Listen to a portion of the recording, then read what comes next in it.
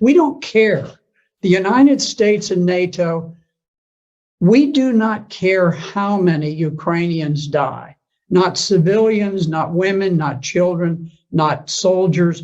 We do not care. It's become a great football game. We've got our team, they've got our team, rah, rah. We want to get the biggest score and run it up. And, we don't care how many of our players get crippled on the playing field, as long as we win. Now, we are shipping fantastic quantities of weapons, and it's caused the stock of Raytheon, which creates missiles, and Northrop Grumman, which creates aircraft and so forth, and missiles. All of these defense industries have become tremendously bloated with tax dollars. I don't think it's ultimately going to change the outcome. I think that Russia will prevail. The Ukrainians are in a very awkward strategic position in the East, but if you look at the way that this unfolded, President Putin made a desperate effort to stop the march towards war. Back in December of 2021, he went so far as to put specific written proposals on the table with NATO, peace proposals to defuse what was coming about. Because at this point, Ukraine was massing troops to attack the Donbass. So he was trying to head this off. He didn't want war. And NATO just blew it off, just dismissed it, never took it seriously, never went into serious negotiations. At that point, Putin, seeing that armed Ukrainians with weapons to kill Russian troops were literally on their borders, decided he had to strike first. Now, you can see that this was not some pre-planned attack. This was not like Hitler's attack into Poland, where the standard rule of thumb is that you always have a 3-to-1 advantage when you are the attacker. You have to mass 3 times as many tanks and artillery and planes and men as the other side has. In fact, when Russia went in, they went in sort of with what they had, what they could cobble together on short notice, and they were outnumbered by the Ukrainian forces. The Ukrainian forces had about 250,000. The Russians had perhaps 160,000.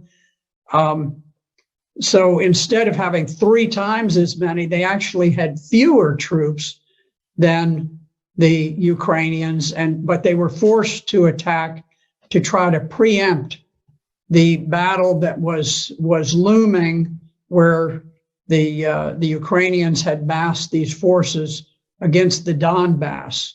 Now, the Donbass is adjacent to Russia. It is a portion of Ukraine that did not join with the revolutionary government that conducted the coup in 2014 and overthrew the government of Ukraine. They refused to become a part of the new revolutionary government of Ukraine. And so they declared their independence. And Ukraine had massed this enormous army to attack against the Donbass. And so Russia was forced to go in to preempt that planned attack by Ukraine.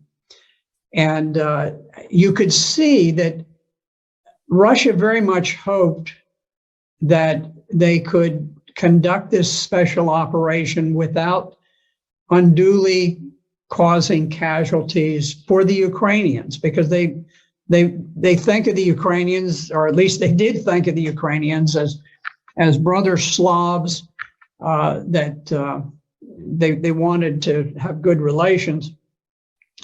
But there was a famous picture with a Russian tank that had been stopped by a gathering of maybe 40 civilians who just walked out in the road and blocked the road, and the tank stopped. I can tell you, in Vietnam, if we had had a bunch of people who stood in the way of an American tank going through, that tank would not have slowed down in the slightest. It wouldn't have honked a horn. It wouldn't have done anything. Wouldn't have fired a warning shot. It would have just gone on.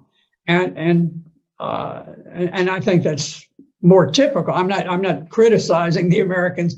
I was there and I was fighting, and I probably would have driven the tank straight through myself. But what I'm saying is that the rules of engagement for the Russians were very, very cautious.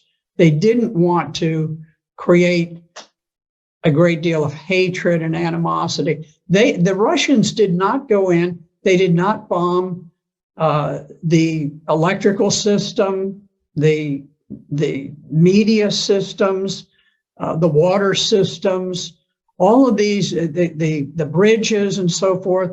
They tried to retain the infrastructure of Ukraine in good shape because they wanted it to get back. They just wanted this to be over with and get back to normal.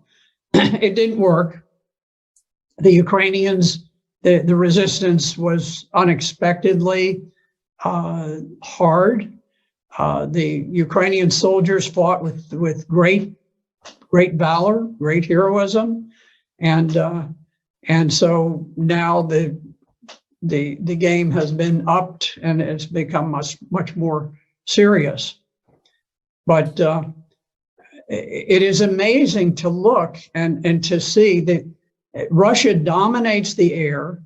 They haven't knocked out the train systems. They haven't knocked out power plants. They haven't knocked out so many things. They've never bombed the buildings in the center of Kyiv, the capital of Ukraine. They haven't bombed the buildings where the parliament meets. They've been incredibly reserved about these things, hoping against hope that peace could be achieved. But I don't think Ukraine has anything to do with the decision about peace or war. I think the decision about peace or war is made in Washington, D.C. As long as we want the war to continue, we will fight that war using Ukrainians as proxies, and we will fight it to the last Ukrainian death.